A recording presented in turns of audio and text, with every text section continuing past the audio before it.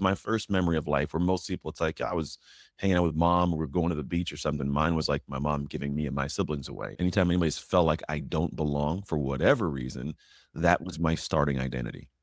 When you don't feel like doing the thing, that's when you absolutely have to do the thing. That's why I believe that action ends suffering.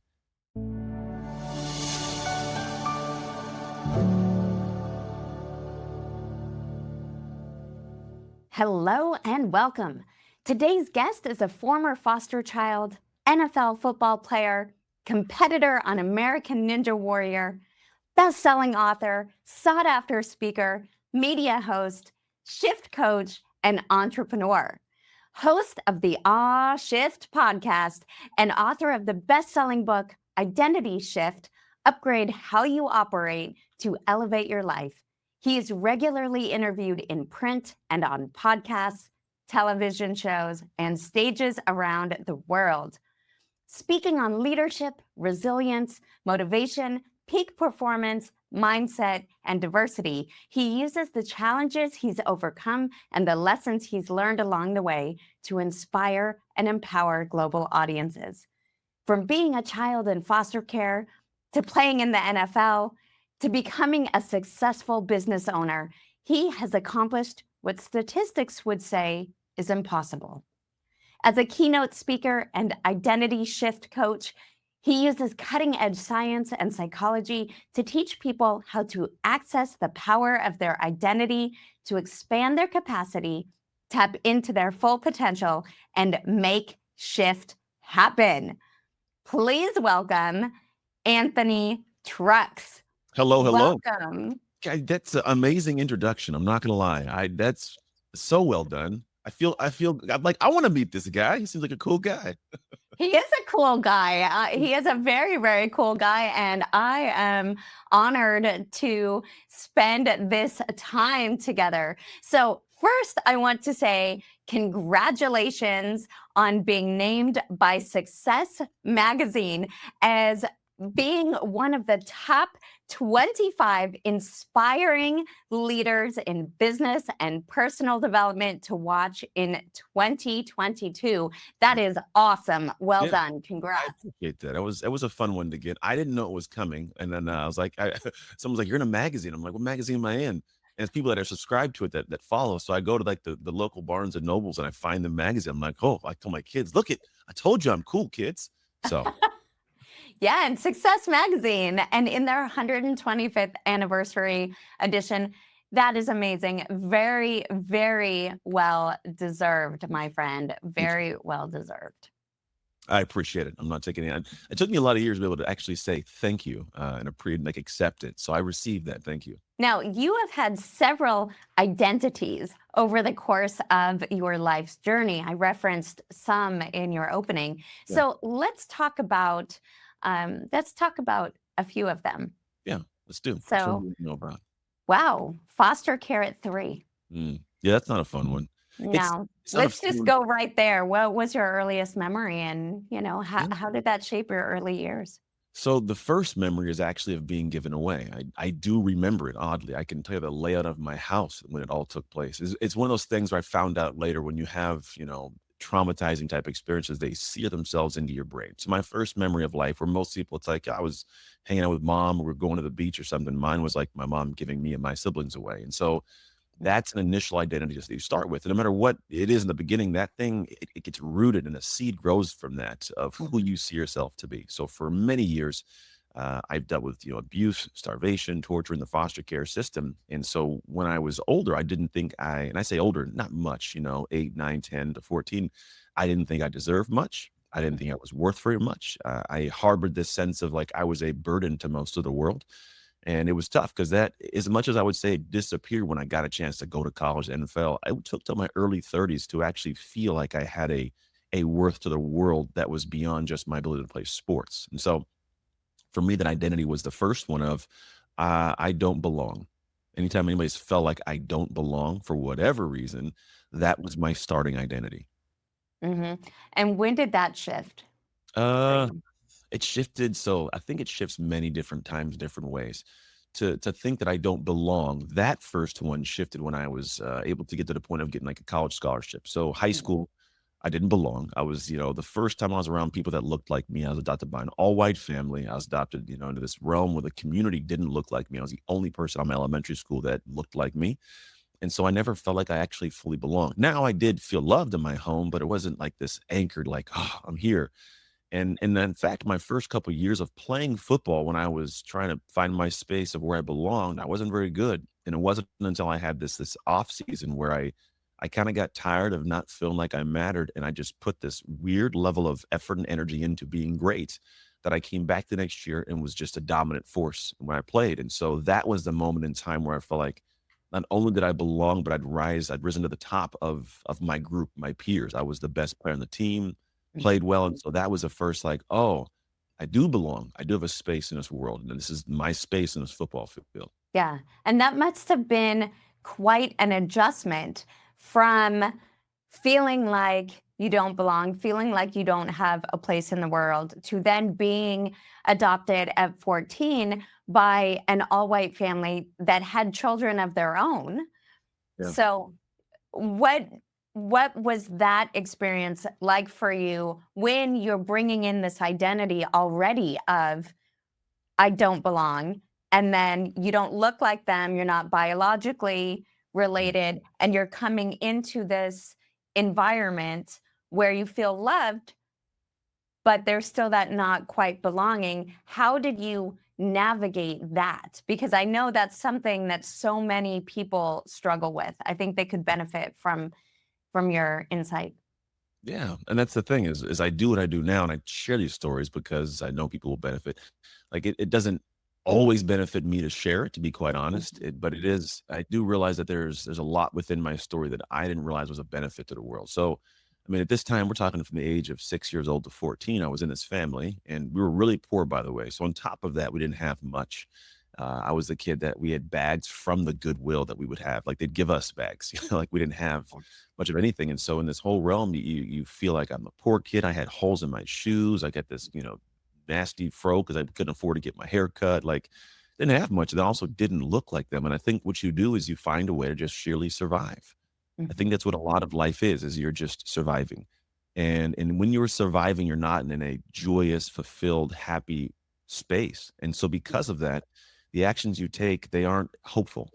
Right, if and it's also the world is a reflection of what you believe you deserve for the most part, so I believe, like, this is what I deserve, this is what it's supposed to be, so I didn't aspire to more, I didn't shoot for more, it was just go to school and try to get by and do my thing, go home, and it ends up being this really lackluster existence. And Mhm. now while I had this happen as a kid, a lot of people are surviving in adulthood. Yeah. They're in relationships they don't wanna be in, they're in careers they don't wanna be in, they don't like how they look in the mirror, and the truth of the matter is we get normalized to this pain. They say the evil you know is better than the evil you don't. Mhm. And at that time in my life, that was the evil that I knew. I didn't know the evil above, and I didn't wanna get, this energy to shoot up just to be shoved back down.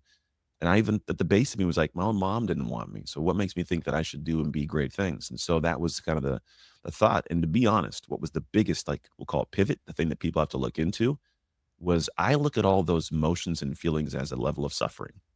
Mm. Whether it's a suffering of not feeling like I matter, a suffering of not be able to eat because you don't have food, a suffering that comes in the form of, feeling like the world doesn't like you, you don't feel accepted by a tribe or a group, whatever it is, and as tribal, beings, we need that. So when you are suffering in that manner, the worst thing you can do is nothing. The survival is the doing of nothing. It's the passionless work, and what I found was what I did to go from that didn't feel like I belonged to that time when I was playing being an amazing all-star was quite literally just an uncomfortable set of actions. That's what a lot of us don't do. It's like when you don't feel like doing the thing, that's when you absolutely have to do the thing. That's why I believe that action ends suffering. Yeah, May not be the first one. absolutely. Yeah, it may not be the seventh one, but one will end the suffering. Yeah, one step at a time, right? You take action, and action begets action, and action begets clarity, and action is how you get momentum, Yeah. right? You Yeah. didn't you went from not really knowing how to play football to deciding Yeah. that you had had enough and that you were gonna put in the work, Mhm. and then emerging because you took action, because you made a decision, because you put in the work, to then being this all-star and getting your full scholarship to play in college and then, going Yeah. on to the NFL. And there's that because that you said, but there's so much weight in the because here's what I realize about human beings. When we look at what we do, we will battle for what we believe we deserve, right? I will Mhm. fight for it. For my piece of pie, I'm taking the piece of pie. Don't touch my pie, right? And if we have a high deserving level, we'll fight for it. But we also will fight what we believe we deserve, even if it's down low. So if you believe you deserve more, you'll fight for mediocrity. You'll fight to stay small. You'll have the fear of success, in fact. And so what I realized over my time when I was in the process of trying to take the actions or taking them, it wasn't this thing where I took the action and goes, I'm gonna all of a sudden feel it. It's this what I call investment bias. As humans, we have this investment bias. If I give something, I want to return. If I give money, I want something back, whatever I paid for or an investment. In actions, it's the emotion. And when I said unconfident, usually it's that unconfident action I take that I don't feel great about now, but I take it and I feel a little bit better. And over time, I do it. I'm investing.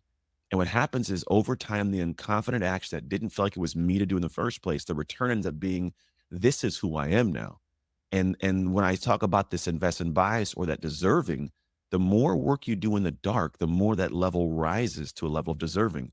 To where when I got in that football field, I had this mentality of I had done too much work in the dark for you to Yeah. take what was mine in the light. This is my football, my play. I'm going to win. But it wasn't because I woke up and said, you deserve it.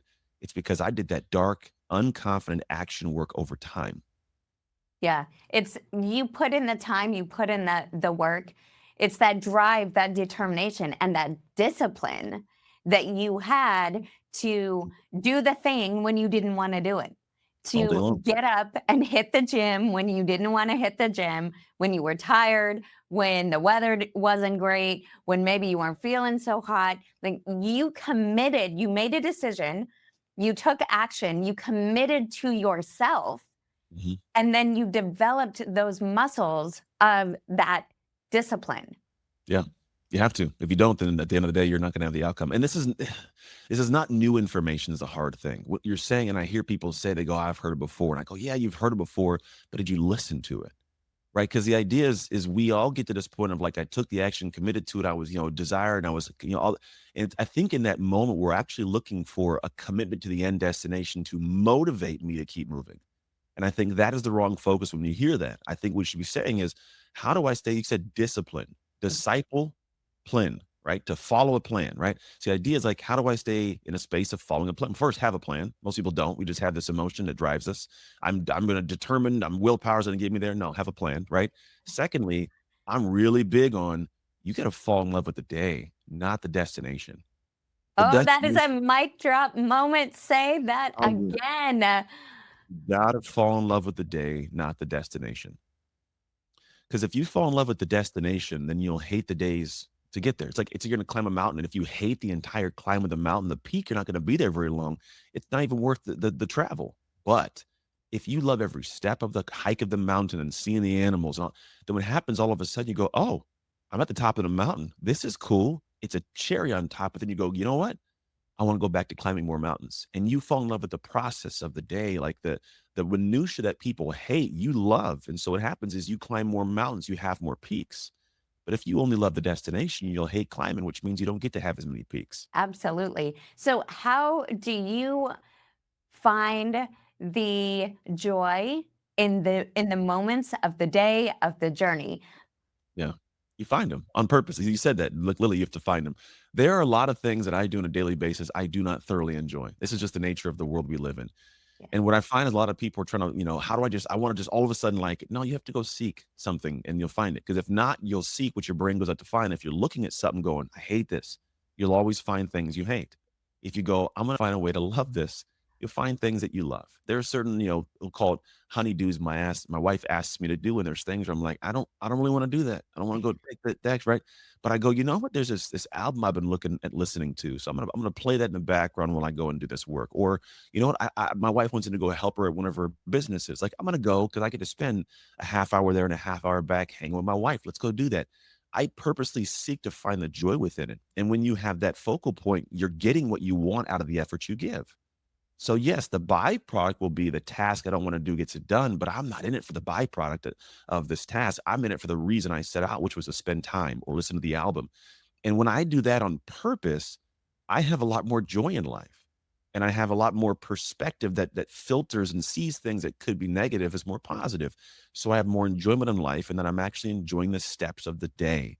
And then I'm not having this burnout at the end. And I think a lot of people, like, they are creeping towards burnout or holding short of it every single day. And it's burnout's an emotion. It's how you feel based on what you're doing. And if all of a sudden a thing that was hard to do becomes difficult to not do, there's no more burnout.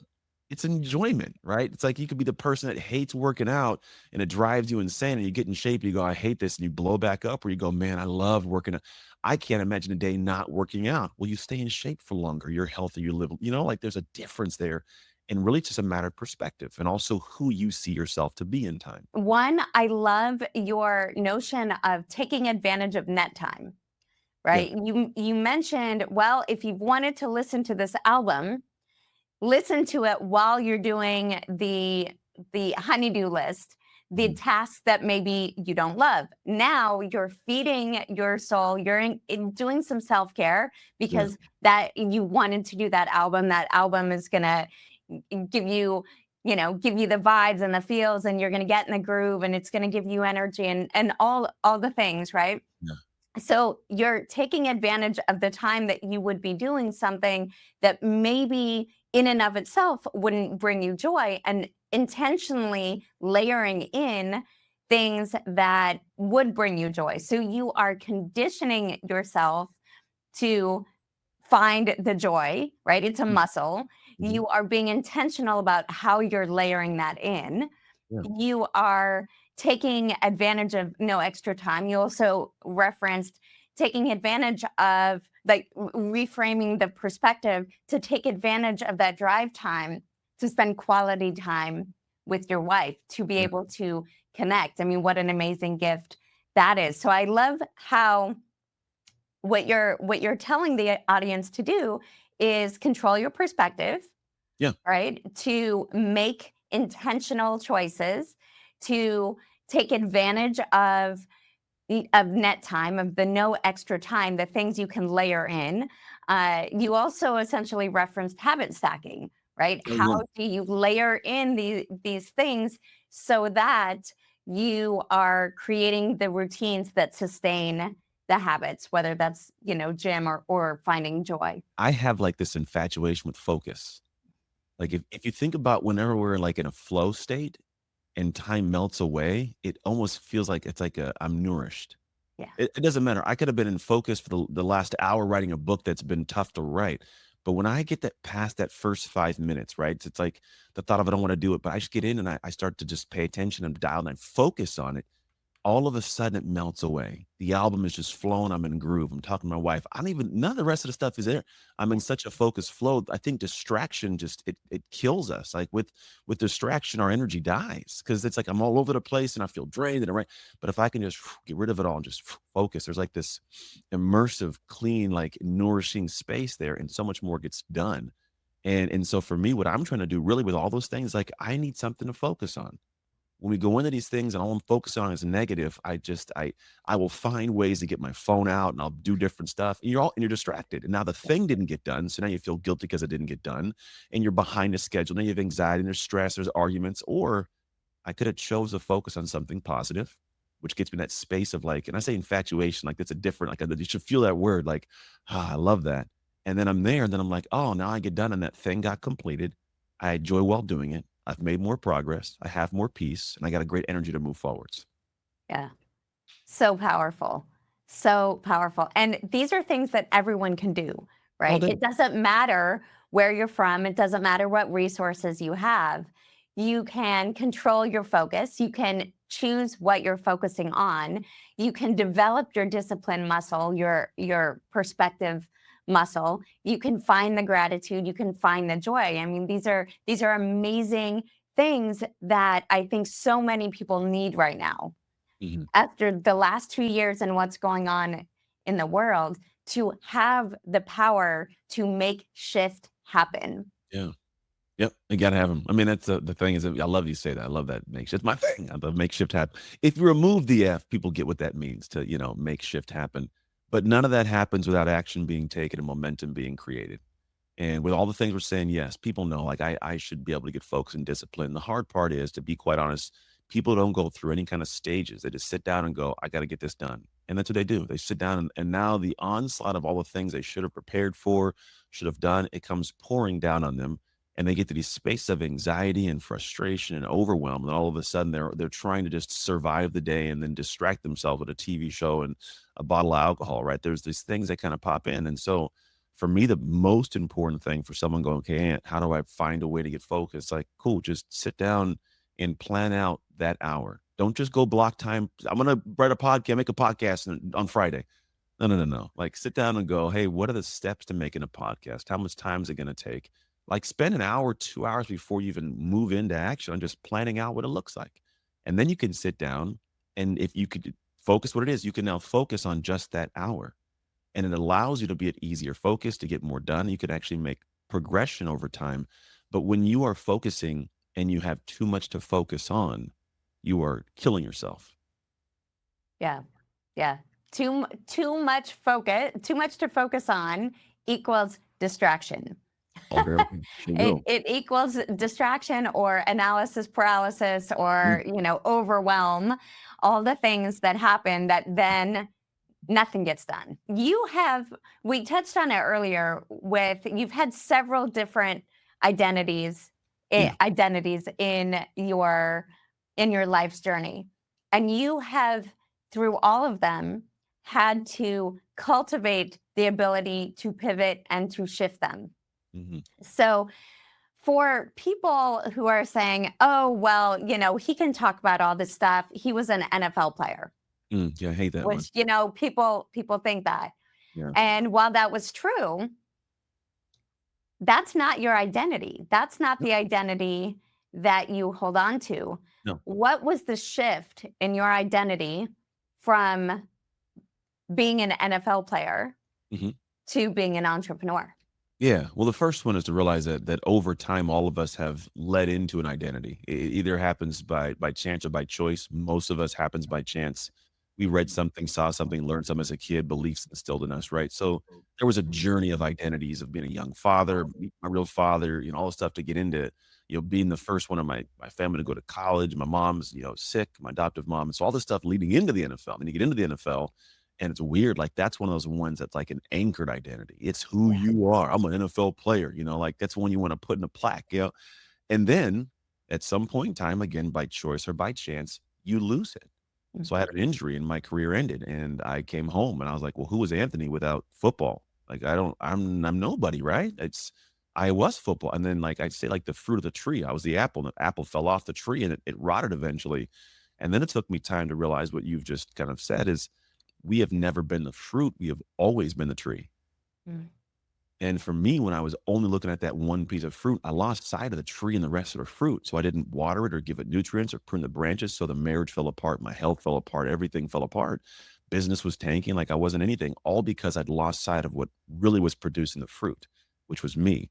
And so the biggest shift I had was in 2016 when I woke up and go, I don't like who I am. Like I feel guilty. I feel ashamed of the person that I am.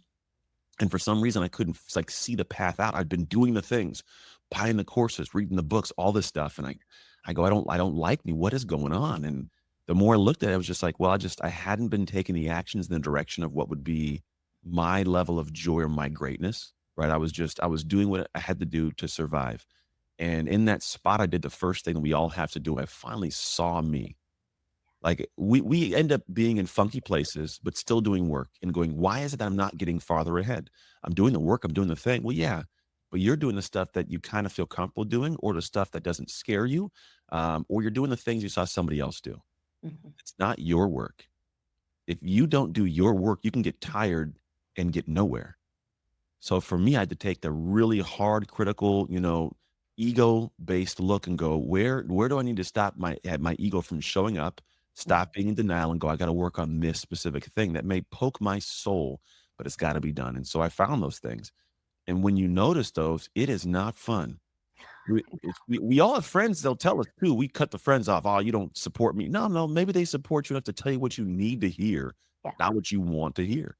And so in that moment, I was like, "Okay, this guy that I've been is not a guy I want to be later on." So Mhm. I gotta take a look now, well, how do I change that? I can't wish it to change. I can't pray it to change. I gotta do things that don't feel comfortable. Same as I did when I was in high school or college or the NFL. So I found these things to do. And the more I did them, the more I invested, the more the return came of a bias of like, I'm not a bad guy anymore. I'm a present husband. I'm a great father. I can do that. And I started building and building. And then now here's the big thing we don't create for ourselves. We don't create proof. Mm. We have proof of all the things we can't do. We can see it all day long. And that stops us from creating positive proof. I had to create more positive proof. And the more I created, the more it created me. And I think that is this cycle. I've learned that what you create creates you. That is another mic drop moment. Repeat that. Yeah. Re- We want to make sure nobody Mm, misses that. That's yeah. so profound. And that's kind of where the identity stuff came to land for me is what you create creates you. It's when you create the sculpture, a million times, you're not just a guy that made sculptures, you're a sculptor. Yes. When you've gotten the boxing, ring, the first day you're a boxer, but the first 10 years, oh, you're a boxer now, right? And it didn't happen on day one. It happened over the progression of investment to where now I am that, and you will protect what you believe you deserve. And this is where we've got to start looking at the things we do. And so when I go back, like it had all the tools, everything at my fingertips, but I didn't identify as the guy that could do the things. So I didn't take the actions. And I had this, what I call limited capacity in my identity. The identity ties to our human capacity of the ability to mentally and physically power, produce, and perform or even operate, right? So if I can't power production, if I can't power, performance, or I can't power my operation because I don't have this mental or physical ability or capacity, well, it doesn't matter what I want to do, what I have a dream of doing. My identity's not in that space. I don't get the dream. So if your identity doesn't match the dream, you don't get it. And a lot of it ties to what are the actions? What capacity must I increase or expand to be able to do these things? And eventually over time, feel like that's who I am. Yeah. Taking that action, right? So tying into your point of what's your capacity. Some of our audience might go, well, I don't know what my capacity Yeah. is. So what I hear you saying is get the books, do the courses, ask the questions, find the mentors, put yourself into proximity with communities or groups where the possibility is expanding, where you're able to look at someone else and go, oh, they can do it. And this is how they're doing it. Mhm. And then, success leaves clues, right? So asking for the help, being in the proximity, because to your earlier point, when you can see it and you see the positive proof that at least a pathway exists, at least somebody is doing the thing that you desire to do, then it opens up that possibility for yourself that, hey, if they can do it, maybe I could do it. Yeah. That's the first part of it. If you don't believe it's possible, you won't commit to the actions of it. So being around individuals, like we always say, you're the average of the 5 people you surround yourself with. I don't think that's true. I think you're the average of the expectations of the 5 people. If their expectations are above yours at an expanded level, then like you'll assume like I gotta aspire to that. And so we do kind of climb. But the thing is sucks is it is a matter of the information, the books, the courses. But a lot of us get this what I call self esteem, right? Uh-huh. I buy it and it sits on the shelf of my house or my computer or my course is unopened, right? Or I consume it too much of it and it sits on the shelf of my mind. And I feel good that it's there, but it never goes into my life. And typically it's because I don't have the capacity that somebody else does that allows them to learn and rapidly translate that to quick action. And I look at that and go, that's the capacity thing. And there's a process to expand it. We all do it. It's like 5 steps we all do. We all as a trigger, something happens. I got to do this, some impending thing. I assess what's going on. Like I take a look at what's going on. Can I do it? What's the situation? I make a quick plan or a long plan. Then I go ahead and say, okay, let me prepare for this. I'll read this, consume this, practice this. But then there's the action. And a lot of people get stuck here. And what they do is they either have imposter syndrome, which is, I don't identify with that. I can't take an unconfident action, so I don't. or they get to this point of they take a low threshold action, which is a sub, action that doesn't really have me expand. And so I have more proof that I'm not capable. The only solution is I've gone through all that. I must take that uncomfortable action at a bold level that allows me to go, oh, maybe I can do more. And then when it feels uncomfortable, because this is the last piece of it all, it's going to feel uncomfortable. Like it's not you. It's going to feel too fast. It's too much. I can't write. And that moment I go, hey, if you're a race car driver and you know the goal is to go 180 miles an hour, but at 120, you get freaked out. If you're a race car driver and you let off the gas or press the brake, you're going to be afraid of going 120. You'll never reach 180. The goal is to say, how do I normalize to this speed? That's expansion.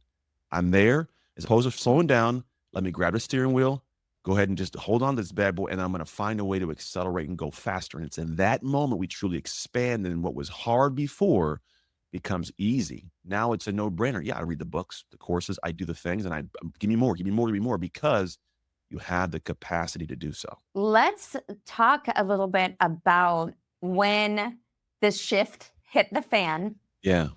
with your gym. Mm-hmm. So in 2009, I had opened this new gym, right? This realm of like excitement. I'm going to open this thing and be a coach and train. And then you realize that life is what happens between your plans. And so next thing I know, 9 months in, I'm looking at bankruptcy in my business if I don't figure out how to pay more money than I have in the bank and navigate this. And so I had people in my life, my wife, my best friend, like, hey, chalk it up, take the L, go just file bankruptcy, start again. I was like, no, I got to figure this out. And so I leaned back in and I did something that was not wise, but it was actually probably the smartest thing. I don't know if wise. It wasn't smart, but it was wise. So I hired a coach. I had $4,000 left. I hired a $6,000 coach and said, "You're not getting your 2,000 unless we make the money to be able to pay you." And fast forward like 4 months, we had, I think we'd quadrupled the revenue, paid him back, and then some. And we're able to invest in the future. And really, for me, that was like a microcosm of the world. Like I'd started in this situation of excitement. I was faced with the reality because I didn't know what I was actually going to be doing. And then in business, it's how it works. There's a plan, there's ideas, and you're all optimistic. And then you're met with like, oh, well, that didn't work and that didn't work. I didn't know what I was doing. And then we keep going down a rabbit hole. But what we typically do is we let our ego protect us and go, it's not as bad as it is. No, it's worse. And so in that, I was like, man. And then I realized that, hey, I'd been doing something well before this when I became the best in the world. When I was the best in the world at, one of the best playing professional football, I always had a coach. Now the coach couldn't play as good as me, but when I could see what's in front of me, he could see the field. And I thought that I was going to be successful by just seeing the guy in front of me, what was going on, but I needed someone to see the field. So what I did in that step was I stepped back and go, okay, I need someone that can see the field, tell me where I should be playing, what I should be doing, and help me. And that was the biggest catalyst to what I do now is I've always had someone I can lean on to ask questions, to be transparent with me of what I got to work on. Who am I being as an identity that I'm not aware is hurting my business or hurting my goals, and then listen to them, right?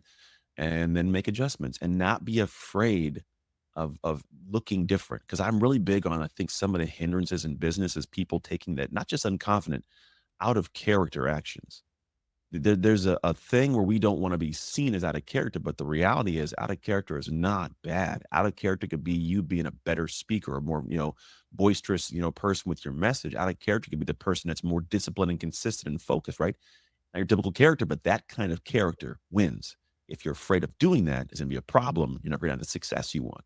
So I had people that would literally point it out and then hold me accountable to that. And I would do those things. And then lo and behold, like magic, things started happening well. And I think that was for me one of the most important and still critical pieces of anybody's success is stepping out of yourself, having the ability to subdue your ego, take some insight, and then actually do the things you're being asked to do, no matter how uncomfortable they may feel.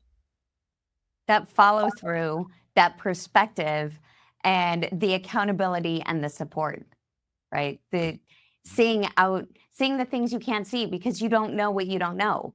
So No. having the coach, having the circle of friends, getting into proximity with people who can point out the things that you're not seeing, right? And then hold you accountable and give you an action plan to get there. Oh, yeah. The people and process are a big piece of it. I mean, we could talk about this all day long. There are at the end of the day, it's just people and process. If you have people that celebrate you and give you everything, but no process to follow, you do not succeed. If you have process but no people to keep you accountable, to keep you clear, you don't succeed. You must have the right people and the right process. And so if you are out there operating off of just sheer drive, determination, want to be self made, you're going to struggle the same way I did. Everybody else does. It's not rocket science, but there's this part of us that we don't want anyone to think we had to have any help. Doesn't make sense to me. It's the oddest, it's the most odd situation because, like, even you're growing up, you needed help from your parents. I don't know what we have this infatuation with needing to be a person that did it on my own with nobody's help. Look at me. No, man, like, don't do that. It's not going to help you. The best that you can do is to go out there and be bold enough and confident enough in self. And actually, I think it's a service thing. If you are unable to ask for help, you are more trying to serve your ego than you are the people you're trying to serve. Because the moment that it goes outside of you and you're like, I really want to help people, for me, make a shift in their identity to expand their capacity. If that's what my focus is, I don't care who I have to get to help me to get there. That's what I want to do. For most people, I think when they get into the space of trying to help people, they're trying to look good for themselves so that people want their help, if that makes sense. The poser's going, I'm going to do whatever is necessary to help you. Yeah. And that drive, that focus of service, the getting outside yourself, is that a power that you were able to really harness each time uh, things got wonky, each time shift happened in business or the shift hit the fan, to really stop, go back to your why, get outside yourself, refocus on the service, recalibrate, get that help, and then get back up and keep going. Even shorter than all of that, I started to identify with the efforts. Everything you just said, I identify as the guy that's gonna give the effort and try the things. I may botch it, I may look stupid, like, "Oh, hey, guys, try it," like, I'm fine with that because I wanna be known as in my own terms, a guy who tried. That's it. That's how you make this amazing life, you make shift happen. I do TV show stuff and weird things, but it's like, I'm just gonna try it because I am not the fruit. I'm not the outcome. No matter what happens, the outcome is even if it's not a great outcome, right? It sucks, it fell off the face of the earth, it was horrible. I am not that thing. I'm the guy who tried at least. So everything you're saying, it's like I just think if we can start to identify as a person that gives the effort and that's what you celebrate, then you're going to find that you almost inevitably have more success. Because I think it's just a matter of our ability to go past the comfort threshold in an action level that will allow us to have the thing we want most. And we even find that the back end of doing all those things, if you enjoy doing that and it becomes normal, there are people that if we're around, seriously, when you're around individuals playing at a higher level, if you sit in the room with them, you will feel like a fish out of water. It's never failed. I walk into a room with people that are doing more, maybe making more pull, more reach. The things that they say, I go, my brain would have never thought of that. Right. And the only way they got there was because they started to identify with the efforts, not just the outcome. And when that becomes what you do, it's almost like yeah, why wouldn't you do that and say that and call those people? What do you mean you wouldn't try that? Like, are you serious? What do you expect to have success? You haven't even tried that thing. It's like, oh, because I was worried about looking bad or feeling bad or failing at that thing, the outcome, as opposed to, man, I'm gonna try this. Hey guys, watch me do. I'm gonna go do it. Hold my beer. Yeah. That mentality. That's what the winners have. What's something that you wish someone would have shared with you that you had to learn the hard way? It's not about you. That was the Mm. that was just it's kind of going back to the same thing I talked about is I used to go out on stages and think about how I looked and what I was wearing and what I was gonna say, and I'd be in my head. I'd never be in the hearts. I'd be so focused inward, I was never focused outward. And at times someone was like, "Bro, it's not about you. Like, it's not about your story. It's not about what you've experienced. It's about what you can extract to give to people from that experience." And I go, "Oh." So then you start going on, like, as soon as I get on a stage, I don't care about how I look. It's like Mhm. comical if I do something or wear so I don't care because I realize I am taking something from their life, time. And if I'm gonna Mhm. take time, I better give you something better back. So I choose to do that, and the only way I can is if I don't care about me as much as I care about them. I say it's either expand on demand or when crap hits the fan. Uh, I love that. That is Yeah. absolutely true. That is, yes. We do. We wait till we're up against it when I'm broke or the marriage is falling apart or I got the doctor said something going on, then we move. It's like, well, why don't you expand and purpose to where it's like I look at it like metaphorically an image, right? Let's say I have 5 things in my house that I want to power on, right? My computer and the lights, right? 5 plugs. Well, what if you have 5 in your life, right? Maybe you have this aspiration to have the marriage and the parenting and the health and the hobbies and a business, right? But in our houses, we typically only have 2 outlets. So what I do is I'm trying to unplug one and plug another one in. This is where we get to this point of we don't have the capacity, right? So I'm trying to either figure out the perfect combination, right? I'm going to have just my marriage and my health in. Well, then all of a sudden the business falters. Okay, you got to work on something else. Let me unplug the business, put the health in there. Well, now you have no money, but your marriage is good, right? Let me take that, put the business in. Well, now you're in shape and your business is good, but so we're trying to power these, and I go, no, no, no. The goal isn't to frantically unplug and plug or find the perfect combination. The goal to expand capacity so I can plug all 5 of those in and have room for more because as you do more, you experience more and you want to be able to have more hobbies, more friends, more things. And it's not a matter of trying to find the perfect combination, but it's like, hey, how do I have enough plugs to power this? What do you do to fuel your tank so that you have the the energy to try the things, the energy to constantly serve, the energy to to align and remain aligned? Yeah. What's your self-care practice? It's my capacity stuff because capacity, again, it's just a matter of your mental and physical ability to power your production, your performance, and your operation. That's it. Mental and physical, right? So on a mental stage, I like to make sure I'm very present in the moments I'm present. My coach in college laid this on me years ago. It took me years to get it, but he says, be where you are when you are. I'm here with you right now. I'm not on my email. I'm not on my phone. I'm not thinking about anything else. I'm present. And so, because of that, it allows me to be so present here that when I leave this space, I don't feel guilty about not serving in that space or doing something amazing. And in the next space, I can do the same thing. If you're just present in the moments that you've planned for yourself, you find you get so much more done. You feel guilt free as you progress through life. So it's the first piece of it mentally, right? I also meditate, I read, I learn, I do the things that my brain likes to do and things that it doesn't so I can strengthen it and grow it to where eventually what's hard becomes easy. It's a mental side. Physically, I think we have this weird perception that our body is designed to carry our brain around. It is not. Your body is designed to fuel your brain. If you do certain things below the neck, it actually makes everything above the neck happen better, more efficient, with less stress. And so for me, I have a training regimen. I actually have massage therapists, physical therapists, chiropractic, personal trainer, nutritionist. I do. I have as much now for my body as I did when I played the NFL. And I'm not running around and tackling people anymore. The idea though is I realize that whenever I move my body and take care of this, it allows my brain to function better. It levels off dopamine, serotonin, norepinephrine. I can create more BDNF, brain derived neurotrophic factor, so I can study more, I can pay attention more, I can remember more. So I'm of more value to the world. The more value I bring to the world, the better my life gets. More freedom, more time, more fun. Like it's a cycle. And so it's only because I've expanded my capacity on demand. I don't want to get to a point where I can't handle the life I've created for myself, even if it's success.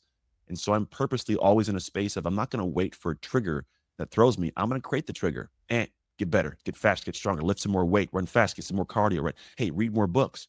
I'm going to trigger it. I'm going to assess who I am right now and see what I got to work on. I got to do that. Cool. Make a plan for my stuff, make a plan of what I'm going to do. I practice what I have to practice. I practice not just to practice, I practice to be a champion. I think a lot of us just read the book to read the book, take the course, take the course. No, I'm practicing to teach it, to be able to embody it, to imply it in my life, right? And then when it comes to the actions, I'm going to do things that are uncomfortable on purpose. I'm not going to wait for crap to hit the fan. I'm going to do it on demand. So I'm going to try that thing and go, ooh, let's do it. And I'm going to lean in. And then now I'm in a place of control of my life that's different from anybody else that I know. Absolutely. So you're doing it intentionally, training yourself on demand. Yeah. You have to. So, Yeah. If not, yeah, you're just waiting on life to throw you a bone or hoping you survive the situation or you get prepared for it. They say stay ready so you don't have to get ready. yeah. Stay ready and design your life with intentionality. Yeah. Have have the plan that you love so that you are living the life that you love in that alignment, in that identity with the capacity that you desire. I love it. You have developed these muscles and now you go out and You have your podcast, you are a sought after speaker, you have your best selling book, and you have a wide variety of programs to help people really shift their identities and then step into their full life. Yeah. So, talk to us about some of your programs and services. Yeah, yeah. Well, the thing is for me, I'm not a big fan of a bunch of information, right? So the idea of shifting an identity, nobody woke up and goes, "Man, I really want to shift my identity today." Nobody said that. But what people do know is like, man, I wish I could feel more on top of things. I wish I could get more done. I wish I could feel like I had this confidence, not that frantic unplugging, plugging, but something I call hustle harmony. We all have these are like different parts of hustle. Hustle my marriage, hustle for my parenting, right? And the idea is if you can have them all plugged in and room for more, you'd be in what I call hustle harmony. Everything getting the power it needs to actually operate and function. No burnout. You feel at peace. And so what I look at as my process we use called the shift method. You shift out of hustle headaches and into hustle harmony. It is a state of how you flow. So it is identity, but it's really more tangible for people to go, oh, I'm going to actually help and develop this skill of expanding capacity. So when I said I don't like a bunch of info, we've got enough in this world nowadays. I think there are enough books and course and programs for the time being, right? In time, you need more. But for now, most people have a lot of this stuff. The issue isn't, do I have enough? The issue is, do I have the capacity to consume this, learn it, and rapidly translate that to action? And that's an issue people don't have, answered right now. So when I come in, I go, hey, I'm going to help you expand your capacity and develop the skill of doing it. Not learn a bunch of stuff, but I'm going to show you how to develop a skill because a skill is a repeatable thing you can do that actually gives you a result immediately, but you get better at over time to where over time, eventually, this skill of, let's say I'm a painter. In the beginning, it's hard to paint. After a while, you paint without even thinking about it. There's a whole story about it. Was it Picasso? He's at a restaurant. And someone walks up, says, "Can you give me a little picture on a napkin?" He goes, "Yeah, it's 15,000." They go, "You did it in 60 seconds." No, I did it in the last 40 years. Yeah. What you saw me do. If not, you would have made this picture yourself, right? So the idea is it's a skill and eventually becomes something you don't even, it's second nature to you. So I help people develop that skill of capacity expansion so that what they are trying to accomplish can actually be accomplished. Everybody run and connect with Anthony. He has been through so many things and he has been able to develop this skill, and now he imparts it when he's speaking in his books and his podcasts and his programs. Get into proximity with this man. So Yep. you've had a lot of coaches and mentors. You've been around the best. Mhm. What's the best piece of advice someone's given you? Mm. It's from one that I've never personally met of all, but I saw him a couple times speak. A guy named Harvey McKay. I don't know him personally. Just I saw him speak, and he said this thing, and he said, "The biggest room in the world is the room for improvement." Wow. I like it, The and it's just like biggest room in the world is the room for improvement. that's it. Yeah, if you Mic think drop. about it, yeah, it's a very simple yet powerful thing. It's this I've never arrived mentality. I'll always learn, always enjoy the learning process. There's never gonna be a day that I know everything because they say you don't know what you don't know. If you don't know, you don't know it. So I'm gonna continue to keep expanding and learning. Let's imagine you're coming to the end of your life and you've left it all on the field. Yeah. You've left it, you've lived that life, you've climbed the peaks, you've been the father, your kids are happy, you've been the husband, you have left it all on Mhm. the field. What do you want them to say about you? What do you want to be remembered for? It's a great question. I always say the last person you wanna meet in your deathbed is the person you could have been. And so I think about that often. I talk about it often. And I think for me, at the end of my days, as long as the people who are closest to me know that they were the most important parts of my life, then I'm good. If you think about it, 1,000 years from now, like very few people are going to be remembered or remembered the correct way, right? So at the end of the day, for me, it's just are the people that mattered most to me aware that they mattered the most to me. So you serve so powerfully, and service is really a hallmark of your life. I know that you give back in the community. I know that you do a lot behind the scenes. So tell us one organization that we can get behind, that we can support, that is near and dear to your heart? Yeah, there's one that I sit on the board of. It's called the National Angels. You go to it's just nationalangels.org is a great organization. As a foster kid, one of the closest things in my heart is a foster youth. And so there are a lot of people that go, Anthony, do you serve the foster youth? Because it'd be great. And I go, yeah, I do, but you're not going to see it heavily in the public. It's my time to serve them at a human level, not like a make me look good. So yeah, nationalangels.org is a great organization that I love and I'm proud to sit on the board of. So, how can people connect with you and find out more about your work? Yeah, best place to go is if you go to anthonytrucks.com. You can find out about our work there. Follow me on social media is a great place. And if you want to grab the book, you can go to identityshiftbook.com. Thank you so much for spending this time with us today. Any parting words that you would like to share with the audience? Yeah, man, go out there and live a life worth telling a story about. I want to have my grandkids come to my house and want to always come to the house because I got cool stories for some reason. And so for me, I think that's all about making shift happen, right? You got to go out there, and the reason I say shift is you have to shift something inside, right? How you see things, that then shifts the actions that change your life in the long run. So go out there and make shift happen.